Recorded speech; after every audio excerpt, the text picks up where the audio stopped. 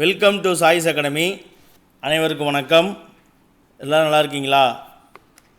60 days study பிளானில் இருக்கக்கூடிய INM படங்கள் பார்த்துட்ருக்கோம். அதன் அடிப்படையில் இந்த பதிவில் நம்ம 12th ஹிஸ்ட்ரியில் 7வது படமாக இருக்கக்கூடிய இந்திய தேசிய இயக்கத்தின் இறுதி கட்டம் அந்த பாடத்தினுடைய 2ஆம் பாகம் தான் நம்ம பார்க்க போகிறோம். முதல் பாகம் ஆல்ரெடி பார்த்துட்டோம். அதாவது 7.2 வரைக்கும் இருக்கக்கூடிய பாடங்கள் நம்ம பார்த்துட்டோம். அதைத் தொடர்ந்து 2ஆம் பாகம் 7.3 தொடங்குது. அதாவது சுபாஷ் சந்திர போஸ் மற்றும் இந்திய தேசிய இராணுவம் தொடர்பான செய்திகளிலிருந்து இந்த 2ஆம் பாகமானது தொடங்குது. நேரடியாகவே நம்ம பாடத்துக்குள்ளே போயிடலாமா? பாருங்கள், டாபிக் நம்பர் 7.3 நேதாஜி சுபாஷ் சந்திர போஸும் இந்திய தேசிய இராணுவமும் அப்படிங்கிற தலைப்பில் கொடுத்துருக்காங்க. பிரிட்டிஷ் பேரரசு இந்தியாவை மட்டும் காலனி நாடாக வச்சிருச்சா அப்படின்னு கேட்டிங்கன்னா கிடையாது. இந்தியாவை தவிர்த்து இந்தோனேஷியா, இலங்கை, மலேசியா, பர்மா இது போன்ற பல்வேறு நாடுகளையுமே காலனி நாடுகளாக வச்சிருந்துச்சு. அதனால தான் அங்கே இருக்கக்கூடிய தோட்டங்களில் வேலை செய்வதற்காக இங்கே இருக்கக்கூடிய தமிழர்கள், இந்தியர்கள் பல பேர் ஒப்பந்த கூலி தொழிலாளர்களாக புலம்பெயர்ந்து போயிருப்பாங்க. தமிழர்களுமே பார்த்திங்கன்னா இன்னமும் இந்த பிஜி தீவு போன்ற நாடுகள், மலேசியா, சிங்கப்பூர் இன்னுமே புலம்பெயர்ந்த தமிழர்கள் அங்கே வாழ்ந்துக்கிட்டு தான் இருக்காங்க. அவர்களுடைய வம்சாவளியினர் வாழ்ந்துக்கிட்டு தான் இருக்காங்க. அப்படியே அந்த பிரிட்டிஷ் பேரரசுக்கு உட்பட்ட மலேசியா, பர்மா போன்ற தென்கிழக்கு ஆசிய நாடுகளில் ஒரு பெரிய இந்திய படை பிரிட்டிஷ்காரங்க நிறுத்தி வச்சுருப்பாங்க. 2ஆம் உலகப் போர் நடந்துச்சு இல்லையா? அந்த 2ஆம் உலகப் போரில் என்ன பண்ணுறாங்க, இந்த தென்கிழக்கு ஆசிய நாடுகளில் எங்கள் பிரிட்டிஷ் பேரரசுக்குடைய ஆட்சிக்கு உட்பட்ட தென்கிழக்கு ஆசிய நாடுகள் எங்கெங்கே அப்படின்னு பார்த்தீங்கன்னா மலேசியா, பர்மா உதாரணத்துக்கு சொல்லியிருக்காங்க. அந்த நாடுகளில் பூரா ஒரு மிகப்பெரிய படையை பிரிட்டிஷ்காரங்க நிப்பாட்டி வச்சுருக்காங்க. அந்த படையில் இருந்த பெரும்பான்மையான வீரர்கள் எல்லாம் யார் அப்படின்னு சொல்லி பார்த்தீங்கன்னா இந்தியர்கள் தான் பெரும்பான்மையான வீரர்களாக இருந்திருக்காங்க. இந்த படைகளால் அவங்க நிப்பாட்டின பிரிட்டிஷ் படைகளால் ஜப்பானிகளுடைய படைகளுக்கு ஈடு கொடுத்து நிற்க முடியல. அதனால் என்ன ஆகுது அப்படின்னு பார்த்தீங்கன்னா இந்த தென்கிழக்கு ஆசியாவில் இருந்த பிரிட்டிஷ் இந்திய படைகளுடைய பிரிட்டிஷ் அதிகாரிகள், ஆங்கிலேய அதிகாரிகள் எல்லாருமே என்ன பண்ணிடுவாங்க, அவங்களுக்கு கீழே இருந்த படை வீரர்கள் எல்லாத்தையும் விட்டுட்டு அங்கேருந்து தப்பிச்சோம் பொழைச்சோன்னு சொல்லி ஓடிடுவாங்க. அதனால் அங்கே இருந்த பிரிட்டிஷ் இராணுவத்தினுடைய இந்திய சிப்பாய்கள் எல்லாருமே ஜப்பான் படைகளிடம் சரணடைஞ்சிருவாங்க. சரிங்களா? அப்படி சரணடைந்த அந்த இந்திய வீரர்களை கொண்டு தான் என்ன பண்ணுவாங்க, மோகன் சிங் அவர்கள் இந்திய தேசிய இராணுவத்தை கட்டமைப்பார். சரிங்களா? இதுபோல் மலேசியாவில் இவ்வாறு கைவிடப்பட்டிருந்த பிரிட்டிஷ் இந்திய இராணுவத்தினுடைய ஒரு முக்கியமான அதிகாரி தான் கேப்டன் மோகன் சிங். அந்த கேப்டன் மோகன் சிங் ஜப்பானியர்கள்ட்ட போய் ஒரு உதவி கேட்குறாரு.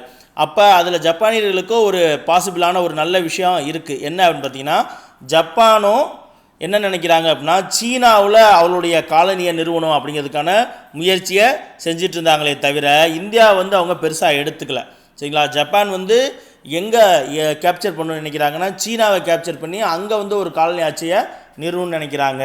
ஆனால் மோகன் சிங் என்ன பண்ணுறாரு, போய் ஜப்பானிகள்கிட்ட பேசி இந்தியாவை பக்கம் படை நடத்தலாம் அப்படின்ற மாதிரி ஒரு பேச்சுவார்த்தை நடக்கும் பொழுது அவங்க சீனா மேலே தான் ஆர்வமாக இருந்தாங்களே தவிர இந்தியாவை பற்றி பெரிய ஒரு எதிர்பார்ப்பு இல்லாமல் தான் இருந்திருப்பாங்க. அப்போது இருந்த சூழ்நிலையில் தான் ஜப்பானுடைய கட்டுப்பாட்டில் இருந்த இந்திய போர்க்கைதிகள் எல்லாருமே கேப்டன் மோகன் சிங் இருக்கார் இல்லையா, அவருடைய தலைமையில் கீழே விட்டுறாங்க. அப்போ ஜப்பானிடம் சிங்கப்பூர் வீழ்ந்துடும். ஜப்பானியர்கள் என்ன பண்ணிடுவாங்க, சிங்கப்பூரை கைப்பற்றிடுவாங்க. அது மட்டும் இல்லாமல் பல போர்க்கைதிகள் உருவாகிடுவாங்க. பல்வேறு விதமான, அதாவது போர்க்கைதிகள் ஜப்பான் என்ன பண்ணுவாங்க, சிங்கப்பூரை கேப்சர் பண்ணிடுவாங்க. கேப்சர் பண்ணதோடு மட்டும் இல்லாமல் அவங்கள்ட்ட இருக்கக்கூடிய போர்க்கைதிகளுடைய எண்ணிக்கை அதிகமாயிரும். அப்போ அந்த போர்க்கைதிகள் எல்லாமே மோகன் சிங்கோட கட்டுப்பாட்டில் போயிடுவாங்க. அப்போ அந்த காலகட்டத்தில் மோகன் சிங்குடைய கட்டுப்பாட்டில் இருந்த வீரர்களுடைய எண்ணிக்கை எவ்வளோன்னு சொல்லி பார்த்தீங்கன்னா கிட்டத்தட்ட 45,000 வீரர்கள் இருந்திருப்பாங்க. இந்த 45,000 வீரர்களில் இருந்து ஒரு 40,000 பேரை தேர்ந்தெடுத்து மோகன் சிங் என்ன பண்ணுறாருன்னா 1942 இறுதி கட்டத்தில் இந்திய தேசிய இராணுவத்தை நிர்மாணிக்கிறார். சரிங்களா? ஜப்பானிகளுடைய ஆதிக்கத்தில் இந்த பகுதிகளில் வாழ்ந்த இந்தியர்கள் எல்லாருமே இந்திய தேசிய இராணுவத்தையும் மோகன் சிங் அவர்களையும் ஒரு பாதுகாவலராக நினச்சிருக்காங்க. ஆனாலும் மோகன் சிங் கூட இருந்த மற்ற இராணுவ அதிகாரிகள் இருப்பாங்க இல்லையா, அவங்கெல்லாம் இந்தியாவை நோக்கி படை நடத்தி போகணும் அப்படின்னா இந்தியா தேசிய காங்கிரஸ் ஒரு படை இருக்கு இல்லையா, அந்த படை இந்தியாவை நோக்கி பிரிட்டிஷ் எங்களுக்கு விடுதலை வாங்கிட்டாங்க அப்படின்னு சொல்லி அவங்க அழைப்பு கொடுத்தா மட்டும்தான் நம்ம இந்தியாவை நோக்கி என்னது படை நடத்திட்டு போனோம், அப்படி இல்லைன்னா போக முடியாது அப்படின்னு சொல்லிடுவாங்க. அதுதான் இங்கே சொல்லியிருப்பாங்க. ஜப்பானியர்களினுடைய ஆதிக்கத்தில் இருந்த பகுதியில் வாழ்ந்த இந்தியர்கள் இந்திய தேசிய இராணுவத்தையும் மோகன் சிங்கையும் வந்து என்னது ஒரு பாதுகாவலராக பார்த்தாலும் அவருடன் இருந்த அதிகாரிகள் இந்திய தேசிய காங்கிரஸ் அழைப்பு விடுத்தால் ஒழிய அவங்க கூப்பிட்டால் ஒழிய நம்ம இந்தியா மீது படை நடத்தி போகக்கூடாது அப்படின்ற நிலைப்பாட்டில் இருந்திருப்பாங்க. இந்த சூழ்நிலை தான் நேதாஜி என்ன பண்ணியிருப்பார், அவருடைய வீட்டில் பிரிட்டிஷ்காரங்க அவரை வீட்டு சிறையில் வச்சுருப்பாங்க. அப்படி இருக்கும் பொழுது மாறு வேடம் போட்டுக்கிட்டு அவர் இங்கேருந்து நடந்தே ஆப்கானிஸ்தான் வரைக்கும் போயிடுவார். அதுக்கப்புறம் ஒரு பாஸ்போர்ட்டை வச்சு அங்கிட்டும் போய் கடைசியாக ஜெர்மனியில் போயிட்டு ஹிட்லரு, கோயபெல்ஸு இவங்களெல்லாம் சந்திப்பார். அதை பற்றின செய்திகள் பின்னாடி வருது பார்ப்போமா.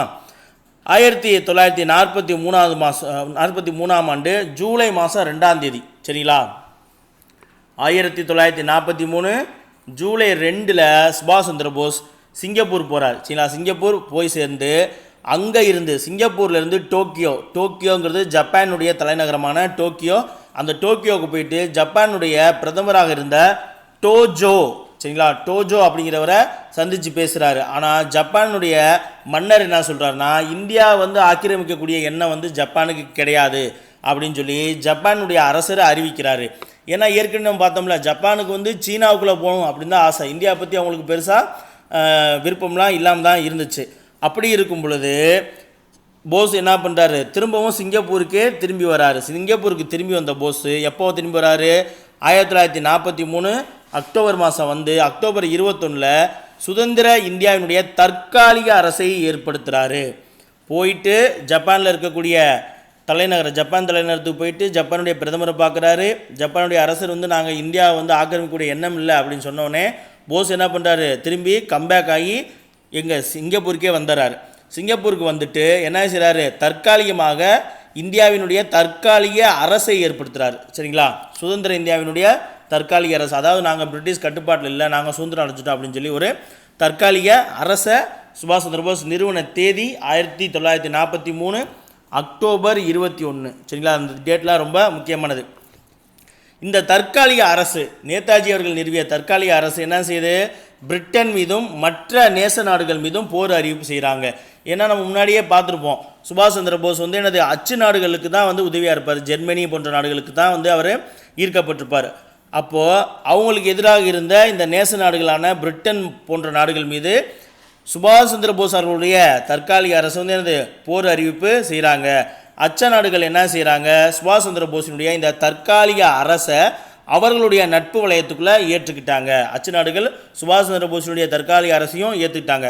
அடுத்து வந்து நம்ம சுபாஷ் சந்திர போஸும் தேசிய இராணுவமும் அப்படிங்கிற தலைப்பில் பார்க்க போகிறோம். பாருங்கள், போஸ் அதாவது சுபாஷ் சந்திர போஸ் அவர்கள் இராணுவம் சாராத சாதாரண மக்களை கூட என்ன பண்ணுறாரு, இந்திய தேசிய இராணுவத்தில் இணைக்கிறாரு.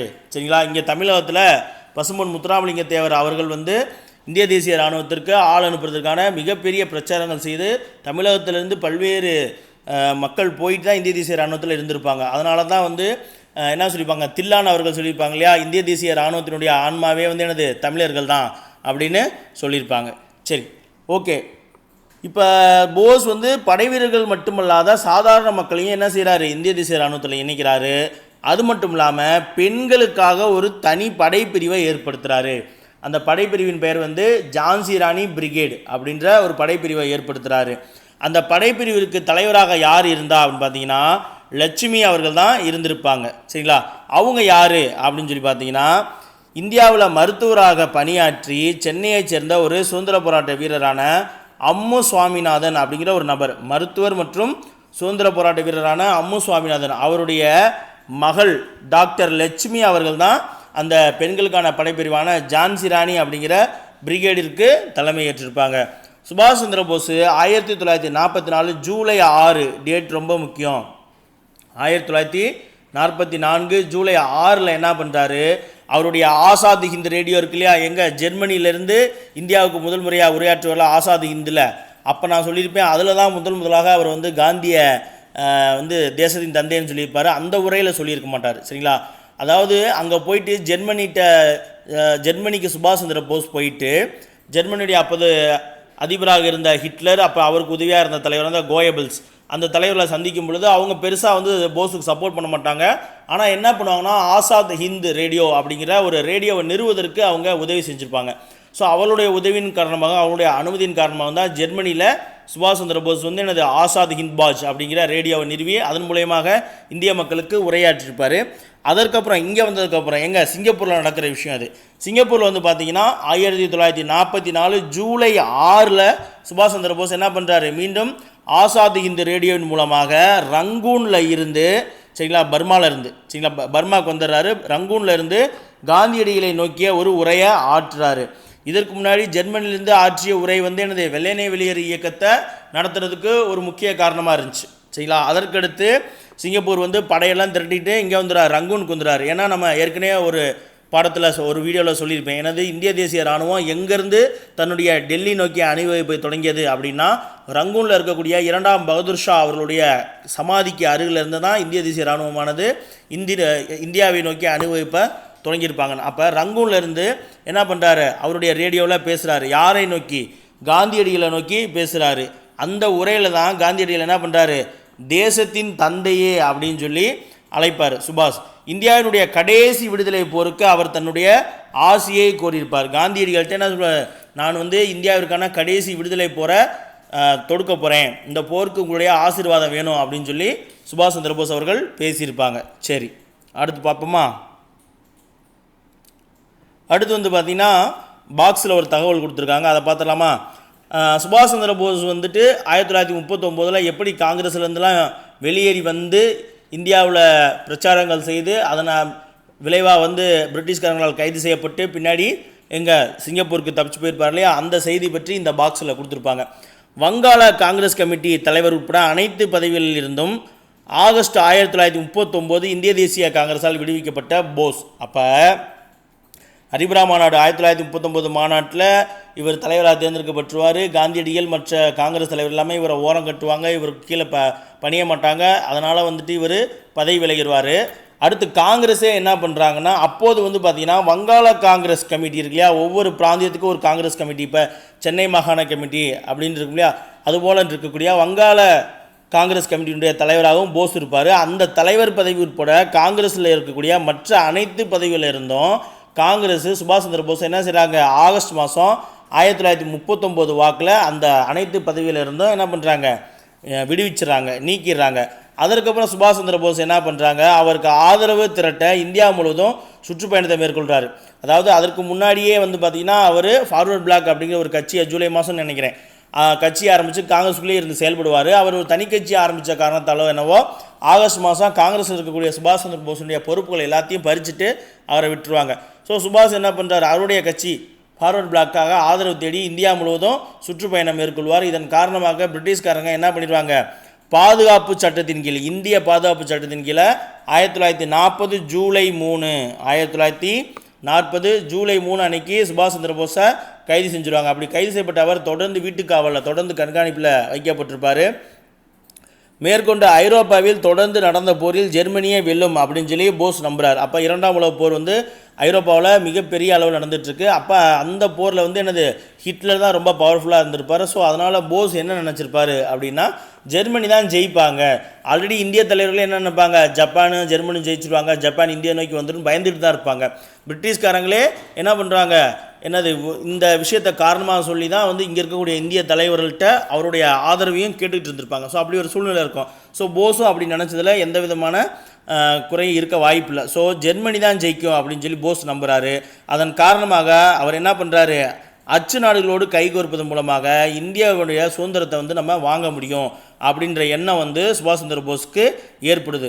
இதன் காரணமாக என்ன பண்ணுறாருன்னா, கல்கத்தாவிலிருந்து 1941 ஜனவரி 16-17, அதாவது 1941 ஜனவரி 16-17 நள்ளிரவு அப்படின்னு சொல்லி கொடுத்துருக்காங்க. அப்படின்னா 16ஆம் தேதி இரவு 17ஆம் தேதி அதிகாலை அப்படின்னு சொல்லி நம்ம எடுத்துக்கலாம். அப்போ 16-17 நள்ளிரவில் அவர் கல்கத்தாவிலேருந்து தப்பிச்சு காபூல் இருக்கு இல்லையா, பாபர் வருவார் இல்லையா, பாபருடைய தலைநகரமாக இருந்துச்சுல, காபூலை தான் கைப்பற்றுவார். அதுக்கப்புறம் தான் இந்தியாவுக்குள்ளே வருவார். அப்போ ஆப்கானிஸ்தானுடைய தலைநகரம் தற்பொழுது அந்த காபூல், அப்புறம் சோவியத் நாடு வழியாக ஒரு இத்தாலிய கடவுச்சீட்டு, இத்தாலியை சேர்ந்த ஒரு பாஸ்போர்ட்டை வச்சுக்கிட்டு என்ன பண்ணுறாரு, மார்ச் மாதத்தின் கடைசியில் எங்கே போகிறாரு, பெர்லின் அப்படிங்கிற நகரத்துக்கு போய் சேராரு. அதாவது ஜெர்மனியில் இருக்கக்கூடிய பெர்லினுக்கு போகிறாரு. அங்கே போயிட்டு ஜெர்மனியுடைய ஆட்சியாளராக இருந்த ஹிட்லரையும் அவருக்கு கூட இருந்த இன்னொரு முக்கியமான அதிகாரியாக இருந்த கோயபல்ஸ், சரிங்களா, ஹிட்லர், கோயபல்ஸ், இவங்கெல்லாம் ஜெர்மனியை சேர்ந்த முக்கியமான அரசியல் தலைவர்கள்.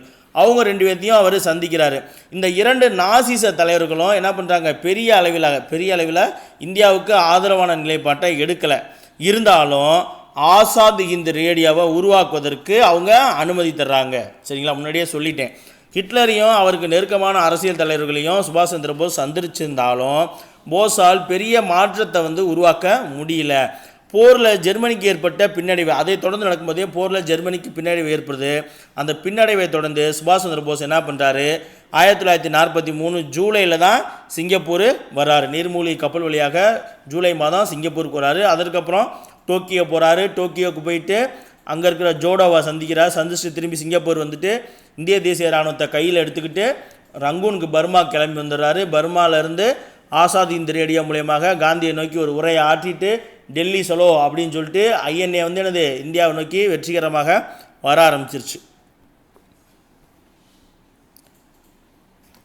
அடுத்து போரில் அச்சு நாடுகளோடு இந்திய தேசிய இராணுவம். நேதாஜி உருவாக்கிய அந்த தற்காலிக அரசு இருக்கு இல்லையா, அது என்னது இந்த நேச நாடுகளுக்கு எதிராக போர் அறிவிப்பு செஞ்சது. அதே போல் அச்சு நாடுகளோட நட்பாகிக்கிட்டுச்சு இல்லையா. அப்போ இந்திய தேசிய இராணுவமும் ஜப்பான் படையும் சேர்ந்து பிரிட்டிஷ் இராணுவத்தை எதிர்க்கிறாங்க. அது தொடர்பான செய்திகள் தான் இப்போ பார்க்க போகிறோம். சரிங்களா, இம்பால் அப்படிங்கிற ஒரு இடம், சரிங்களா, இம்பால் அப்படிங்கிற ஒரு இடத்தை நோக்கி ஜப்பானுடைய படைகள் நகர்றாங்க. ஜப்பானுடைய படைகளும் இந்திய தேசிய இராணுவத்தினுடைய ஒரு படைப்பிரிவும் சேர்ந்து நகர்றாங்க. அந்த படைப்பிரிவிற்கு தலைமை தாங்கியவர் யார் அப்படின்னு பார்த்தீங்கன்னா ஷா நவாஸ், சரிங்களா, ஷா நவாஸ் கான் அப்படின்வாங்க. இவர் பின்னால் பார்த்திங்கன்னா போர் குற்றத்திற்காக செங்கோட்டையில் நடைபெற்ற வழக்கிலையுமே இவரை கைது செஞ்சுருப்பாங்க. அதற்கப்புறம் பார்த்திங்கன்னா இவர் இந்தியாவினுடைய அரசியலமைப்பு நிர்ணய சபையிலேயும் ஒரு உறுப்பினராக இருந்திருப்பார். அதற்கப்புறம் இந்தியாவில் அமைச்சராகவுமே இந்த ஷா நவாஸ் அவர்கள் பணியாற்றியிருப்பார். சரிங்களா, ஓகே. ஜப்பான் படைகள், அதாவது ஜப்பான் படைகள் என்னது, இந்திய தேசிய இராணுவ படைகளும் ஜப்பான் படைகளும் கூட்டாக சேர்ந்து என்ன பண்ணுறாங்க, இம்பால் மணிப்பூரில் இருக்கக்கூடிய ஒரு மணிப்பூர் தலைநகர்னு நினைக்கிறேன், மணிப்பூரில் இருக்கக்கூடிய அந்த இம்பாலை நோக்கி நகர்ந்து யார் ஷா நவாஸ் கான் அவர்கள் தலைமையில் நடந்து வர்றாங்க. இந்திய தேசிய இராணுவத்துடைய ஒரு பிரிவு என்னது அந்த இம்பால் நோக்கிய படையெடுப்பில் பங்கெடுத்தது. இது அச்ச நாடுகளும் ஜப்பானிய படைகளும் பின்னடைவை சந்தித்து கொண்டிருந்த 1940 பிற்பகுதியில் நடந்தது. அப்போ 1943க்கு அப்புறமே அச்ச நாடுகள் என்னது போரில் பின்னடைவை சந்திக்க ஆரம்பிச்சிட்டாங்க. அதனால தான் அவர் போஸ் 43 ஜூலை மாதம் சிங்கப்பூருக்கே வர்றாரு. அப்போ 1944 இறுதியில் என்ன நடக்குதுன்னா ஜப்பான் படைகள் மணிப்பூரில் இருக்கக்கூடிய இம்பாலை நோக்கி வர்றாங்க. இம்பாலை கைப்பற்றக்கூடிய முயற்சியில் ஜப்பான் வெற்றி பெற முடியாததை தொடர்ந்து வெற்றி பெற முடியலை. அதை தொடர்ந்து 1945 நடுவுகளில் இந்த ஜப்பான் படைகள் பிரிட்டிஷ் படைகளோட தோல்வி அடைஞ்சு சரணடைஞ்சிட்டாங்க. அப்போ அதன் காரணமாக ஷா நவாஸ் கான் அவர்கள் கைது செய்யப்பட்டார். ஷா நவாஸ் கான் மட்டும் இல்லாமல் அவரோடு இருந்த வீரர்களும் சரிங்களா கைது செய்யப்பட்டு ராஜ துரோக குற்றம் அவர்கள் மீது சுமத்தப்பட்டு அவர்கள் மீதான வழக்கு விசாரணையானது டெல்லி செங்கோட்டையில் நடைபெற்றது. சரிங்களா, அதற்கடுத்து பார்த்திங்கன்னா இந்திய தேசிய இராணுவ வீரர்களெல்லாம் கைது செஞ்சுருவாங்க. அப்போ அவர்கள் மீது நடத்தப்பட்ட விசாரணை பற்றி பார்க்கணும் இல்லையா. டெல்லி செங்கோட்டையில் இந்திய தேசிய இராணுவத்தின் மீது நடத்தப்பட்ட விசாரணையில் இந்திய தேசிய காங்கிரஸ் தனது மிகச்சிறந்த சட்ட நிபுணர்களை கொண்டு அவர்கள் சார்பாக வாதாடுது. சரிங்களா, அப்போ இந்திய தேசிய இராணுவத்தை சேர்ந்த வீரர்களுக்கு யார் சட்ட உதவி செய்கிறா, இந்திய தேசிய காங்கிரஸ் என்ன பண்ணுறாங்க, இந்திய தேசிய காங்கிரஸுக்குள்ளேயே பல வழக்கறிஞர்கள் இருந்திருக்காங்க. சரிங்களா, நேரு ஒரு மிகப்பெரிய வழக்கறிஞர், ராஜாஜி ஒரு மிகப்பெரிய வழக்கறிஞர், சரிங்களா, போன்ற வழக்கறிஞர்கள் பெரிய பெரிய வழக்கறிஞர்களாக இருக்கிறனால அப்போ இந்திய தேசிய காங்கிரஸ் அவர்களுடைய மிகச்சிறந்த சட்ட நிபுணர்களை கொண்டு அந்த இந்திய தேசிய இராணுவ வீரர்கள் சார்பாக வாதாடுறாங்க. இந்த இந்திய வரலாற்றிலேயே சிறப்பான ஒரு அம்சம். சரிங்களா, அப்போ ஐஎன்ஏ வாரியர்ஸ்க்காக சரிங்களா ஐஎன்ஏ ஆஃபீஸர்ஸுக்காக இந்திய தேசிய காங்கிரஸ் சட்ட உதவிகள் செய்தது இந்திய வரலாற்றிலேயே என்னது ஒரு சிறப்பான அம்சம். ஏன்னா இந்திய தேசிய காங்கிரஸ் அகிம்சை வழியை பின்பற்றக்கூடிய ஒரு அமைப்பு. சுபாஷ் என்ன பண்ணியிருக்காரு, துப்பாக்கி எடுத்து சண்டைக்கு வந்திருக்காரு. ஸோ அவங்கள இவங்க ஆதரிச்சிருக்காங்க. அதுதான் இந்திய வரலாற்றில் ஒரு சிறப்பான அம்சம் அப்படின்னு குறிப்பிட்டிருக்காங்க. ஒத்துழையாமை இயக்கத்தினுடைய பின்புலத்தில் 1920களின் ஆரம்பத்தில் தனது சட்டப்பணிகளை துறந்த ஜவஹர்லால் நேரு நீண்ட இடைவெளிக்கு பிறகு தனது கருப்பு அங்கியை அணிந்து இந்திய தேசிய இராணுவ வீரர்களின் சார்பில் வழக்கில் ஆஜரானார். பார்த்தீங்களா, இப்போ தான் சொன்னேன், நேரு அவர் மிகப்பெரிய ஒரு வழக்கறிஞர். சரிங்களா, எங்கள் லண்டனில் போயிட்டு பாரிஸ்டர் படிச்சுட்டு வந்தவர். அவருடைய வழக்கறிஞர் தொழிலை 1920 ஒத்துழையாமை இயக்கத்தில் நீதிமன்றங்களை புறக்கணிங்கன்னு சொல்லுவாங்க இல்லையா, அப்போது அவருடைய வழக்கறிஞர் வேலையை விட்டுருவார். விட்டதுக்கப்புறம் 25 வருஷம் கழித்து இங்கே இந்திய தேசிய இராணுவ வீரர்களுடைய வழக்கில் தான் நேரு அவருடைய அங்கேயே போட்டு கோர்ட்டில் போயிட்டு வாதாடுறாரு. சரிங்களா, ரொம்ப ஒரு முக்கியமான ஒரு மூமெண்ட்டு. சரிங்களா, இதெல்லாம் இதுதான் கொஷின் ஏரியாவேன்னு இதுதான் நம்ம ரொம்ப டீட்டெயிலாக தெரிஞ்சுக்கணும். நேரு அவர்கள் எந்த போராட்டின் பொழுது அவரது வழக்கறிஞர் தொழிலை கைவிட்டார், எப்பொழுது மீண்டும் வழக்கறிஞர் தொழிலை செய்தார் அப்படிங்கிறது நமக்கு தெரியணும். சரிங்களா, அல்ல அப்படின்னா இந்திய தேசிய இராணுவ வீரர்கள் சார்பாக காங்கிரஸிலிருந்து ஆஜரான முக்கியமான சட்ட வல்லுநர் யார் அப்படின்னு சொல்லி கேள்வி கேட்கலாம். நமக்கு ஜவஹர்லால் நேருன்னு தெரிஞ்சிருக்கணும், ஏன்னா ரொம்ப முக்கியமானது. சரி, இந்திய தேசிய இராணுவ வீரர்களுடைய சார்பில் வழக்கில் ஆஜராகிறவரா? இராணுவ ரீதியாக இந்திய தேசிய இராணுவம் பெரிய அளவில் சாதிக்கலை அப்படின்னு இருந்தாலும் அவர்கள் மீது, அந்த இராணுவ வீரர்கள் மீது நடத்தப்பட்ட விசாரணை இந்தியா முழுவதுமே மக்களை பெரிய அளவில் கவர ஆரம்பிச்சு. ஏன்னா டெய்லி நியூஸ் பேப்பர்ஸ் எல்லாமே இந்த செங்கோட்டையில் நடைபெற்ற இந்த வழக்கு விசாரணை தொடர்பான செய்திகளை மக்கள்கிட்ட கொண்டு போய் டெய்லி நியூஸ் போட்டுக்கிட்டே இருக்காங்க. மக்கள் அந்த விசாரணையை படிச்சுக்கிட்டே இருக்காங்க. இந்திய தேசிய இராணுவம்னு ஒன்று, இந்தியாவுக்குன்னு ஒரு இராணுவம் உருவாயிருச்சு, பிரிட்டிஷ்காரங்களை ஒரு இராணுவ அமைப்பை கொண்டு, இராணுவ படைகளை கொண்டு பிரிட்டிஷ் படைகளை தாக்குது அப்படின்னே இங்கே இருக்க மக்கள் உத்வேகமாயிட்டாங்க. அப்போ இப்படி ஒரு வேலையை செஞ்சுருக்காங்க, அவளை நம்ம பாதுகாக்கணும்னு சொல்லிட்டு இந்திய அளவில் எல்லா மக்களும் இந்த விஷயத்தை ஆதரிக்கிறாங்க. மிகப்பெரிய ஒரு தாக்கத்தை மக்கள் மத்தியில் இந்த விசாரணையானது ஏற்படுத்துது.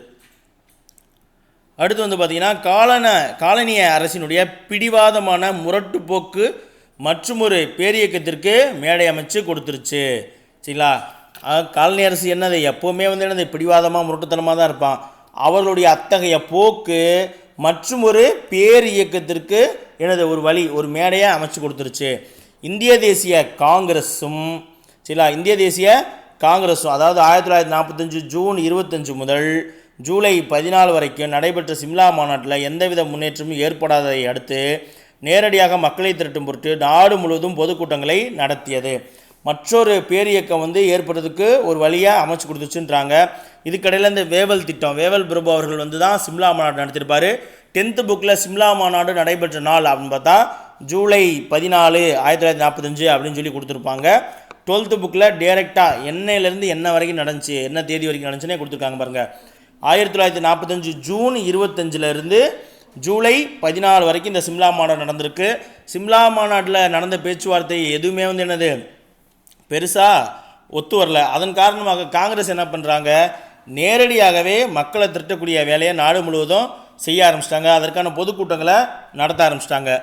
அந்த நேரத்தில் அண்மையில் இந்திய அரசியல் சட்டம் 1935 கீழ் தேர்தல் வருவதாக இருந்தாலும் இந்த கூட்டங்களில் ஓட்டு கேட்பதை விட பெரும்பாலும் இந்திய தேசிய இராணுவ விசாரணை பற்றி தான் பேசப்பட்டது. அப்போது 1945 வாக்கில் எலெக்ஷன் வருது. சரிங்களா, ஏன்னா 35 சட்டத்தின் பிரகாரம் மாகாண சுயாட்சி கொடுத்தாங்க இல்லையா, ஸோ அது தொடர்பான எலெக்ஷன் வருது. அப்போது 37 ஒரு எலெக்ஷன் நடந்திருக்கும். 37 எலெக்ஷனுக்கு அப்புறம் 45 வாக்கில் ஒரு எலெக்ஷன் வருது. அந்த எலெக்ஷனுக்கு ஓட்டு கேட்குறத விட காங்கிரஸ் தலைவர்கள் எல்லோரும் என்ன செய்கிறாங்க, இந்திய தேசிய இராணுவ வீரர்கள் தொடர்பான விசாரணை பற்றிய செய்திகளை தான் மக்கள்கிட்ட அதிகமாக போயிட்டு பேசியிருக்காங்க. சரிங்களா, இவங்க 3 பேர் தான் இந்திய தேசிய இராணுவத்தில் இருந்த நேதாஜிக்கு அடுத்த நிலையிலிருந்து மிக முக்கியமான தலைவர்கள். சரிங்களா, ஷா நவாஸ் கான் இப்போ பார்த்தோம் இல்லையா, இம்பால் நோக்கிய படையெடுப்பில் கைதாகி ராஜதுரோக குற்றம் சாட்டப்பட்டவர். அடுத்து இந்த PK ஷெகல், இந்த PK ஷெகல் இருக்கார் இல்லையா, இவர் இந்த சுதந்திர இந்தியாவில் செக் குடியரசினுடைய வெளிநாட்டு அதிகாரியாக பணியாற்றியிருப்பார். PK ஷெகல் தமிழ் புத்தகத்தில் கொடுத்துருப்பாங்க. அடுத்து இந்த GS தில்லான் இருக்கார் இல்லையா, GS தில்லான் இவர் தான் சொல்லியிருப்பார் இந்திய தேசிய இராணுவத்தினுடைய இதயம் ஆன்மா இது தமிழர்கள் தான் அப்படின்னு இந்த தில்லான் அவர்கள் சொல்லியிருப்பார். இந்த 3 பேருமே என்னது இந்திய தேசிய இராணுவத்தில் முக்கியமானவங்க. அதற்கப்புறம் கேப்டன் லட்சுமி. சரிங்களா, பார்த்தலாமா. இதன் பின்புலத்தில் காலனி ஆட்சியாளர்கள் ஷா நவாஸ் கான், PK ஷெகல் மற்றும் GS தில்லான் ஆகிய இந்திய தேசிய இராணுவத்தினுடைய 3 முக்கிய அதிகாரிகளை பிரித்தெடுத்து விசாரணை நடத்துகிறாங்க. இந்திய நாட்டினுடைய பத்திரிகைகள் யாவுமே இந்த விசாரணையை உணர்ச்சிகரமாக பிரசுரிக்குது. தலையங்கங்கள் அதாவது ஹெட்டிங் போடுறாங்களே, அந்த ஹெட்டிங் எல்லாத்துலேயுமே அவர்தம் விடுதலைக்கான கோரிக்கைகள் ஒலிக்க ஆரம்பிச்சு. எடுத்தோடனே என்னது, இப்போ கொஞ்ச நாளைக்கு முன்னாடிலாம் தமிழ்நாட்டில் 7 விடுதலை அப்படின்ற ஒரு விஷயம் பிரபலமாச்சு. அதுபோல் அந்த காலகட்டத்தில் நம்ம நினச்சிக்கலாம் மூவர் விடுதலை, இந்திய தேசிய இராணுவ வீரர்கள் விடுதலை அப்படின்னு சொல்லி ஹெட்டிங் போட்டு எல்லா நியூஸ் பேப்பர்லேயும் என்னது நியூஸ் போட ஆரம்பிச்சிட்டாங்க. அந்தளவுக்கு மக்கள்கிட்ட அந்த விஷயங்களை கொண்டு போய் சேர்த்தாங்க. மக்கள் மத்தியில் அந்த விஷயம் அந்தளவுக்கு ஒரு மிகப்பெரிய தாக்கத்தை ஏற்படுத்துச்சு. சரிங்களா, அதைத் தொடர்ந்து அவருடைய விடுதலையை தொடர்ந்து நாடு முழுவதும் கடையடைப்புகளும் ஊர்வலங்களும் பொது வேலை நிறுத்தங்களும் இந்திய தேசிய இராணுவ வாரம் கடைபிடிக்கப்பட்ட போது நடந்தேறியது. சரிங்களா? அப்போ இந்த விசாரணை தொடர்ந்து இந்திய தேசிய இராணுவ வாரம் அப்படின்னு சொல்லி ஒரு வாரத்தை வந்து கொண்டாடிருக்காங்க. அந்த இந்திய தேசிய இராணுவ வாரம் கடைபிடிக்கப்பட்ட பொழுது கடையடைப்புகள் நடந்திருக்கு, ஊர்வலங்கள் நடந்திருக்கு, பொது வேலை நிறுத்தங்கள் நடந்திருக்கு. வீரர்களுடைய உடனடி விடுதலையுமே வலியுறுத்தப்பட்டது.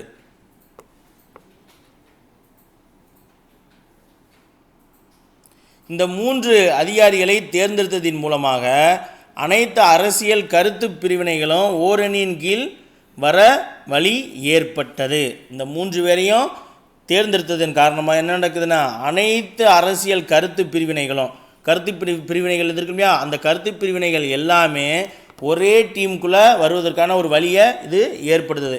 அதுவரைக்கும் வெள்ளையனே வெளியேறு இயக்கத்தில் இருந்து தங்களை தனிமைப்படுத்தி வைத்திருந்த முஸ்லீம் லீக்கு, சிரோன்மணி அகாலிதளம், சீக்கியர்கள் தொடர்பான சிரோன்மணி அகாலிதளம், இந்து மகாசபை போன்ற அமைப்புகள் என்ன பண்ணுறாங்க, இந்த இந்திய தேசிய இராணுவ வீரர்களுடைய விடுதலை தொடர்பான எதிர்ப்பு கூட்டங்களில் கலந்து கொள்ள துவங்கியதோடு சிறைப்பட்ட வீரர்களுடைய வழக்கு செலவிற்காக நிதி திரட்டவும் செய்ய ஆரம்பிச்சிட்டாங்க.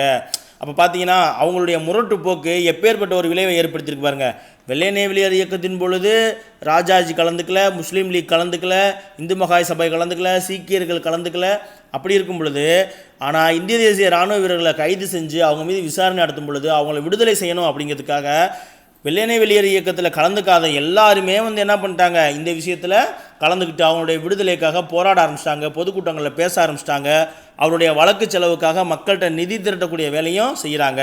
விசாரணை நீதிமன்றம் ஷெகல், தில்லான், ஷானவாஸ் கான் ஆகியோருடைய குற்றத்தை உறுதிப்படுத்தினாலும் முப்படைகளின் தளபதி கமாண்டர் இன் சீஃப் முப்படைகளின் தளபதி அவர்களுடைய தண்டனையை குறைத்ததோடு 1946 ஜனவரி 6 அவர்களை விடுதலை செய்தார். சரிங்களா? அப்போ இராணுவ வீரர்கள் தொடர்பான நீதி விசாரணையாக இராணுவ நீதிமன்றம் தான் மேற்கொள்ளும். சரிங்களா? அப்போ இராணுவ நீதிமன்றம் மேற்கொண்டு இவங்க பிரிட்டிஷ் பேரரசுக்கு எதிராக போர் நடத்தியிருக்காங்க அப்படின்னு சொல்லி ராஜதுரோக குற்றம் செஞ்சுருக்காங்க. ஏன் ராஜதுரோக குற்றம்னா, பிரிட்டிஷ் படையில் இவங்க வேலைக்கு சேர்ந்துட்டு பிரிட்டிஷ்காக சண்டை போடுறதுக்காக வேறு நாட்டுக்கு போயிட்டு அங்கே போயிட்டு அணி மாறி அதே பிரிட்டிஷ் அரசையே எதிர்த்து இவங்க சண்டை போட்டிருக்காங்க. அதன் காரணமாக தான் இவங்க மேலே ராஜதுரோக குற்றம், இவன் டீம்லேயே இருந்து எதிரணிக்கு மாதிரி இவனையே அட்டாக் பண்ணனால ராஜதுரோக குற்றம் போட்டிருக்காங்க. ஸோ அந்த குற்றத்தை உறுதி செஞ்சாலும் மக்களுடைய போராட்டங்களின் விளைவாக என்ன நடக்குது அப்படின்னா, முப்படைகளின் தளபதி என்ன பண்ணுறாரு, அவர்களுடைய தண்டனை 3 பேருடைய தண்டனையை குறைக்கிறதோடு மட்டும் இல்லாமல் 1946 ஜனவரி 6 ரொம்ப முக்கியமான நாள், ஜனவரி 6 இந்த 3 பேரையுமே விடுதலை செய்கிறாங்க. இந்திய தேசிய இராணுவத்தினுடைய விசாரணை பிப்ரவரி 1946 இந்திய தேசிய இயக்கத்தை மற்றும் ஒரு முக்கியமான நிகழ்வுக்கு எடுத்து சென்றது. சரிங்களா? அதுதான் கொடுத்துருக்காங்க பாருங்கள். இந்திய தேசிய இராணுவத்தின் மீதான விசாரணை பிப்ரவரி மாதம் 1946 இந்திய தேசிய இயக்கத்தை மற்றும் ஒரு முக்கியமான நிகழ்வுக்கு எடுத்து செல்ல மேடை அமைத்தது. அதன்படி தான் என்ன நடக்குது, ராயல் இந்திய கடற்படை RIN மாலுமிகள் கழகக்கூடிய தூக்குனாங்க.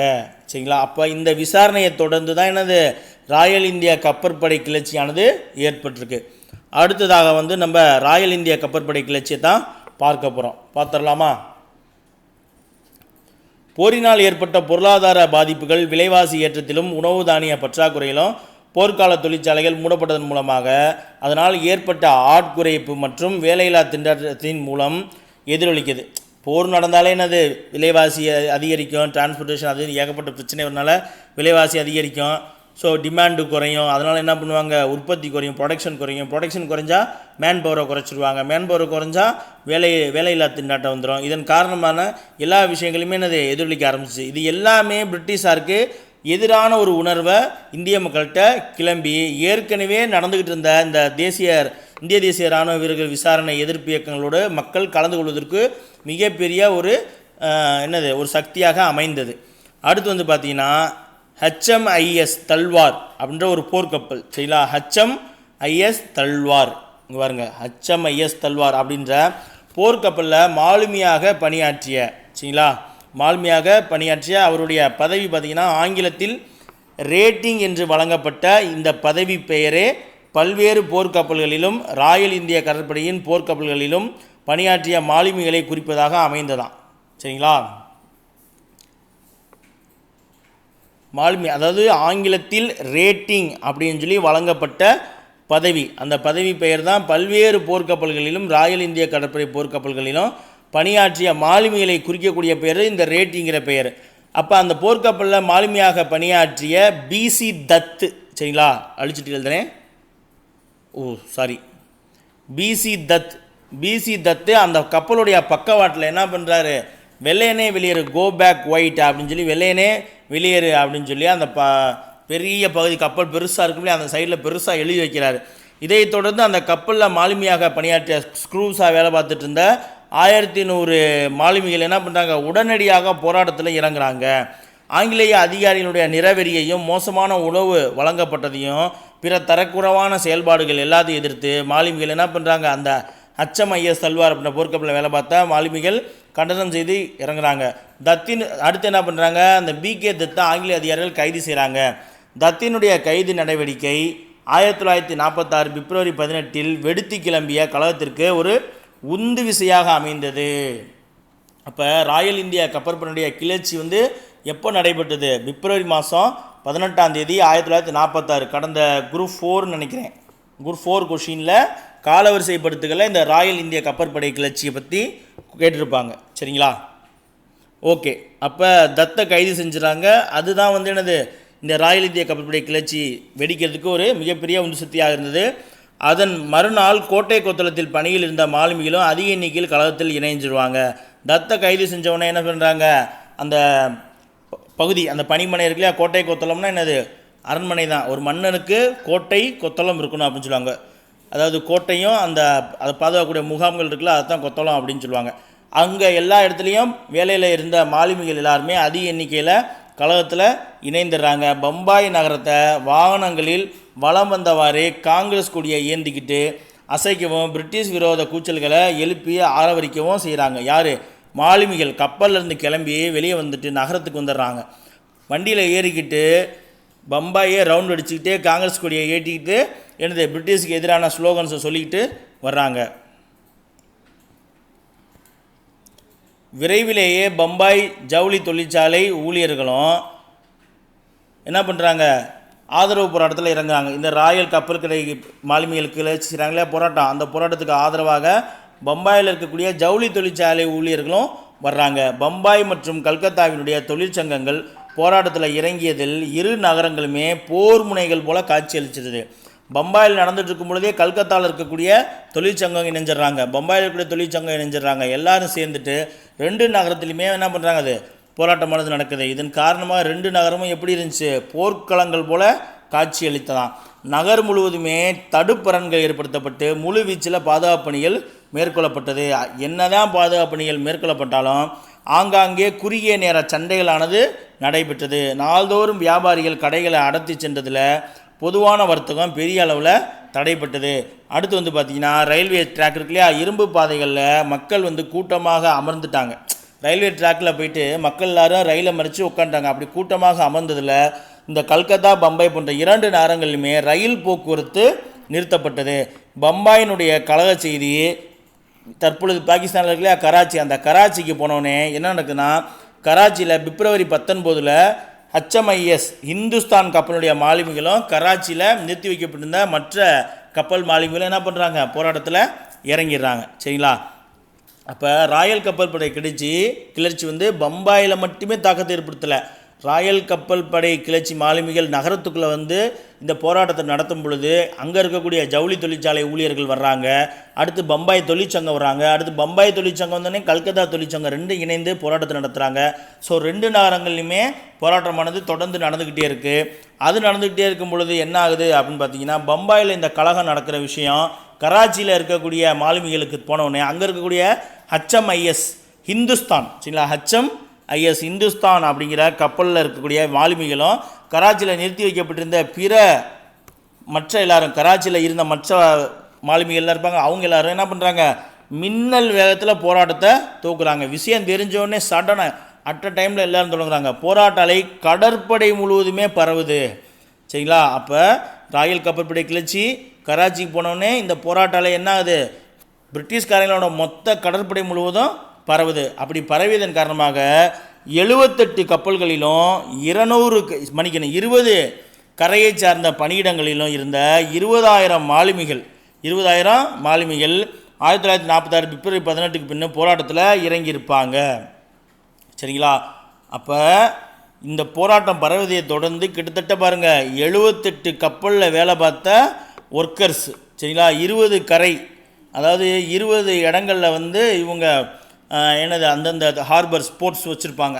இந்த இடங்களில் இருந்த வேலை பார்த்துட்டு இருந்த மாலுமிகள் எல்லாரும் சேர்ந்து மொத்தமாக கிட்டத்தட்ட 20,000 பேர் இந்த ராயல் கப்பல் படை கிளர்ச்சி தொடங்கிய 1946 பிப்ரவரி 18க்கு பிற்பாடு போராட்டத்தில் இறங்கியிருப்பாங்க. மாலுமிகளுடைய போராட்டத்திற்கு ஆதரவாக பம்பாய், பூனா, கல்கத்தா, ஜெசூர், அம்பாலா நகரங்களில் நிறுத்தி வைக்கப்பட்டிருந்த ராயல், அடுத்து பாருங்கள், விமானப்படையில் வேலை பார்த்தவங்க போராட்டம் செய்கிறாங்க. அப்போ அவங்களுடைய போராட்டத்தை பார்த்துட்டு அதற்கு ஆதரவாக கப்பல் படையில் வேலை பார்த்தவங்க முதல்ல போராட்டம் செய்கிறாங்க. அவங்களுடைய போராட்டத்தை பார்த்துட்டு அவங்களுக்கு ஆதரவாக என்ன பண்ணுறாங்க, பிரிட்டிஷுடைய விமானப்படையில் இருந்த ஊழியர்கள் இருப்பாங்க இல்லையா, அவங்க போராட்டத்தில் இறங்குறாங்க. சரிங்களா? எந்தெந்த பகுதியில் இருந்த விமானப்படை ஊழியர்கள்னு பாருங்கள். பம்பாய் விமானப்படை, பூனா விமானப்படை, கல்கத்தா விமானப்படை, ஜெசூர் விமானப்படை, அம்பாலா நகரங்கள், இந்த நகரங்கள் எல்லாத்தையும் நிறுத்தி வைக்கப்பட்டிருந்த ராயல் இந்திய விமானப்படை ஊழியர்கள், ராயல் இந்திய விமானப்படை ஊழியர்கள் இவங்க எல்லாரும் என்னது ஆர்ப்பாட்டத்தில் இறங்குறாங்க. சரிங்களா? ராயல் இந்திய விமானப்படை ஊழியர்களும் ஆர்ப்பாட்டத்தில் இறங்குறாங்க. அடுத்து வந்து பார்த்திங்கன்னா ஜபல்பூரில் இருந்த இந்திய இராணுவ சிப்பாய்களும் என்ன பண்ணுறாங்க, போராட ஆரம்பிச்சிட்டாங்க. அப்போ ராயல் கப்பல் கிளர்ச்சி எந்த அளவுக்கு ஒரு மிகப்பெரிய தாக்கத்தை கொண்டு வந்து விட்டுருக்குன்னு பாருங்கள். போராட்டத்தில் ஈடுபட்ட மாலுமிகள் பல்வேறு துறைமுகங்கள்லையும் கப்பல்களின் முகட்டில் காங்கிரஸ், கம்யூனிஸ்ட் மற்றும் முஸ்லீம் லீக் கட்சியினுடைய கொடிகளை ஒன்றா கட்டுறாங்க பாருங்கள். சரிங்களா? காங்கிரஸுடைய கொடி, முஸ்லீம் லீக்கோட கொடி, சிபிஐயோட கொடி, 3 கொடியுமே என்ன பண்ணுறாங்க, கப்பல்களுக்கு அந்த சைடில் ஃபுல்லாக கட்டுறாங்க.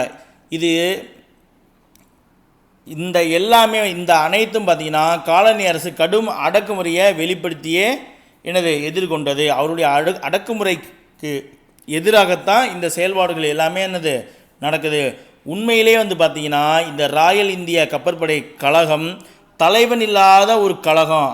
அது மட்டும் இல்லாமல் மாலுமிகள் குறிப்பான எந்த திசையிலும் நகரலை என்பது குறிப்பிடத்தக்கது. எந்த விதமான தலைவன் இல்லாது பிகே தத்து எழுதினார், தத்தை கைது செஞ்சுட்டாங்க. அதை தொடர்ந்து மாலுமிகள் எல்லாருமே எந்த வித தலைவனும் இல்லாமல் ஆட்டோமேட்டிக்காக தன்னுணர்ச்சியாக என்ன பண்ணுறாங்க, போராட்டம் செய்கிறாங்க. அப்புறம் அது பரவுது, அப்புறம் அது விமானப்படைக்கு பரவுது, இது போன்று நடக்குது. அப்போ எந்த திசையை நோக்கி அவங்க இந்த இதை நம்ம கேப்சர் பண்ணிட்டு போனோம், இந்த பகுதியை நோக்கி நம்ம கைப்பற்றிட்டு போனோம் அப்படின்னு சொல்லி அவங்க போகலை. ஆனால் பரப்புகிறாங்க, போராட்டம் செய்கிறாங்க. அதுவும் இல்லாமல் தலைவன் இல்லாமலேயே ஒரு தன்னெழுச்சியாக நடந்த ஒரு கழகம் தான் இந்த ராயல் கப்பல் படை கழகம். அடுத்து பாருங்கள், பம்பாய், கல்கத்தா, மதராஸ் நகரங்களுடைய தொழிற்சங்க போராட்டங்கள் இந்த மாலுமிகளுக்கு ஆதரவாக வெளிப்பட்டு காலனி ஆட்சிக்கு எதிரான உணர்வு குவியலாக தெரிந்தாலும் அவை நீண்ட காலம் நீடிக்க முடியாத காரணத்தால் இறுதியில் மாலுமிகள் சரணடைய வேண்டியதாயிருச்சு.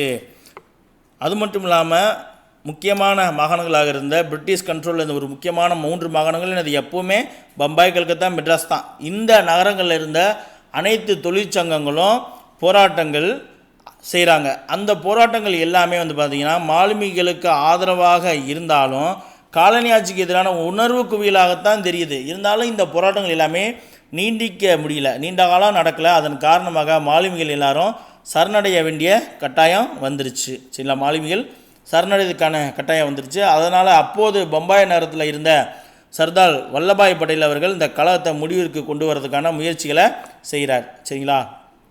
அப்போது 1946 பிப்ரவரி 18 தொடங்கிய ராயல் இந்திய கப்பற்படை கிளர்ச்சியை முடிவுக்கு கொண்டு வருவதற்கு யார் முயற்சி செஞ்சுருக்கா? சர்தார் வல்லபாய் பட்டேல் அவர்கள் தான் முயற்சி செஞ்சுருக்கார். இந்தியாவின் இரும்பு மனிதர் அப்படின்னு சொல்லி அழைக்கப்படக்கூடிய சர்தார் வல்லபாய் பட்டேல் அவர்கள் முயற்சியை மேற்கொண்டார். எப்படி இருந்தாலும் ராயல் இந்திய கடற்படை மாலுமிகளுடைய போராட்டம் இந்திய தேசிய வரலாற்றில் ஒரு உன்னதமான பக்கம் அப்படிங்கிறத நம்ம தெரிஞ்சுக்கணும். ஒரு நீண்ட விடுதலை போராட்டத்தினுடைய கடைசி அத்தியாயமாகவும் இருந்துச்சான். மிக நீண்ட விடுதலை போராட்டத்தினுடைய கடைசி அத்தியாயம். ஏன்னா 46 இதுதான் வந்து இறுதியாக நடைபெற்ற ஒரு மிகப்பெரிய கழகம். அதுக்கப்புறம் பெருசாக கழகமே வரல. ஏன்னா அதுக்கப்புறம் அமைச்சரவை தூதுக்குழு வந்துடும், இடையில வந்து ஒரு சிஆர் அதெல்லாம் அமைச்சரவை தூதுக்குழு வந்துடும், நிர்ணய சபை அமைச்சிருவாங்க, அப்புறம் இந்திய விடுதலை சட்டம் அப்படி இப்படின்னு வந்துடும். சரிங்களா? ஓகே, இதோட வந்து இந்த 7.4 அப்படிங்கிற டாபிக் வந்து நமக்கு முடிஞ்சிருச்சு. சரிங்களா? மீதம் இருக்கக்கூடிய பாடங்களை வந்து நம்ம அடுத்த வீடியோவில் பார்ப்போம். சரிங்களா? ஏன்னா பாடம் கொஞ்சம் பெருசு தான். இப்போ இன்னும் 2 டாபிக் இருக்குது. 7.5 இருக்குது, 7.6 இருக்குது. ராஜாஜி திட்டம், வேவல் திட்டம் இருக்குது. ஸோ அதனால் வந்து நம்ம அதை வந்து அடுத்த பாகத்தில் பார்ப்போம், கொஞ்சம் டீட்டெயிலாகவே பார்ப்போம். சரிங்களா? வேகமாக போகிற மாதிரி தெரிஞ்சால் கொஞ்சம் ஸ்லோவாக வச்சு கூட பாருங்கள். ஓகேங்களா? எந்தெந்த தேதி முக்கியம், எந்தெந்த நிகழ்வு முக்கியம், நான் ஏற்கனவே சொன்னது போல் அந்தந்த தேதி வருஷம் போட்டு அந்தந்த நிகழ்வுகளை நோட்டில் எழுதிக்கங்க, அந்த நிகழ்வுடன் தொடர்புடைய நபர்களை எழுதிக்கங்க. நீங்கள் இந்த விஷயங்களை மட்டுமே ரிவிஷன் பண்ணாலே போதும், மீதி இருக்கிறது எல்லாமே ஸ்டோரி தான். இந்த விஷயங்கள் எல்லாத்தையுமே ஒரு டேட்டா மாதிரி நீங்கள் எழுதி வச்சு 1 by 1 கனெக்ட் பண்ணிட்டு வந்தாலே உங்களுக்கு தெரிஞ்சிடும். இப்போ ஒரு ஸ்டோரி மாதிரி பார்த்தீங்கன்னா, ராயல் கப்பல் படைக்கழகம் 1946 பிப்ரவரி 18 பம்பாயில் பிகே தத்து கப்பலோடைய சைடில் வந்து என்னது கோ பேக் ஒயிட் அப்படின்னு சொல்லி எழுதுலேருந்து ஆரம்பிக்குது. அவரை கைது செய்கிறாங்க, கழகம் பரவுது, கல்கத்தாவுக்கு பரவுது. 2 நகரங்களும் பயங்கரமாக, பம்பாய் 2 நகரமும் என்னது சண்டை போடுறாங்க, போராட்டம் நடக்குது, போர்க்களம் போல் இருக்குது. அதற்கப்புறம் பம்பாயில் கழகம் நடக்கிற விஷயம் கராச்சிக்கு போகுது. கராச்சியில் போனோடனே HMIS தல்வார் இந்துஸ்தான் கப்பலில் இருந்த மாலுமிகள் மற்ற அங்கே இருந்த மாலுமி எல்லாரும் போராட்டத்தில் இறங்குறாங்க. அதைத் தொடர்ந்து பார்த்தீங்கன்னா இந்த ராயல் கப்பற்படை மாலுமிகளுடைய போராட்டத்துக்கு ஆதரவாக ஜபல்பூர், பம்பாய், கல்கத்தா, பூனே போன்ற நகரங்களை நிறுத்தி வைக்கப்பட்ட விமானப்படை அதிகாரிகள் எல்லாருமே போராட்டத்தில் இறங்குறாங்க. அப்புறம் ஜபல்பூரில் இருந்த ஒரு இந்த காலாட்படை வீரர்கள் போராட்டத்தில் இறங்குறாங்க. ஸோ இந்த போராட்டம் தொடர்ச்சியாக நடக்குது. அவங்களுடைய கப்பலில் போய் பார்த்தீங்கன்னா முஸ்லீம் லீக்கு, CPI, காங்கிரஸ் 3 கட்சியோட கொடியும் கட்டுறாங்க. ஸோ இப்படி எல்லாத்தையும் நம்ம ஞாபகமாக ஒன்ஸ் அப்படியே வச்சுக்கலாம். அடுத்து பார்த்தீங்கன்னா பம்பாய், கல்கத்தா, மகாராஷ்டிராவில் இருக்கக்கூடிய பம்பாய், கல்கத்தா, மதராஸில் இருக்கக்கூடிய தொழிற்சங்கங்கள் எல்லாமே உங்களுக்கு ஆதரவாக போராட்டம் நடக்குது. ஆனால் இந்த போராட்டம் வந்து ஒரு நீடித்த போராட்டமாக இல்லாமல் போச்சு. இது வந்து ஒன்லி என்னது ஆங்கில ஆட்சிக்கு எதிரான ஒரு உணர்வு குவியலாக தான் வெளிப்பட்டது. இதன் காரணமாக வந்து பார்த்திங்கன்னா மாலுமிகள் வந்து சரணடைய வேண்டிய கட்டாயத்துக்கு வர்றாங்க. ஸோ அந்த டைமில் பம்பாயில் இருந்த வல்லபாய் பட்டேல் என்ன பண்ணுறாரு, இந்த கழகத்தை முடிவுக்கு கொண்டு வரதுக்கான வேலையை செஞ்சுருக்கார். ஸோ இப்படி ஸ்டோரியாக பார்த்துக்கலாம். இதில் வந்து நீங்கள் அந்தந்த டேட்டை மட்டும் நீங்கள் எழுதி வச்சுன்னு வச்சுக்கோங்களேன், அந்த டேட்டை பார்க்கும் பொழுதே உங்களுக்கு அந்த ஸ்டோரி ஞாபகத்துக்கு வந்துடும். சரிங்களா? கூற்றுக்காரணம் எப்படி கேட்டாலும் எத்தனை பாயிண்ட், 4 பாயிண்ட் 5 பாயிண்ட் கொடுத்து கூற்றுக்காரணம் கேட்டால் கூட கிளியர் கட்டாக ஆன்சர் பண்ணலாம். சரிங்களா? மீதம் இருக்கக்கூடிய பாடங்களை அடுத்த ஒரு பதிவில் பார்ப்போம். நன்றி.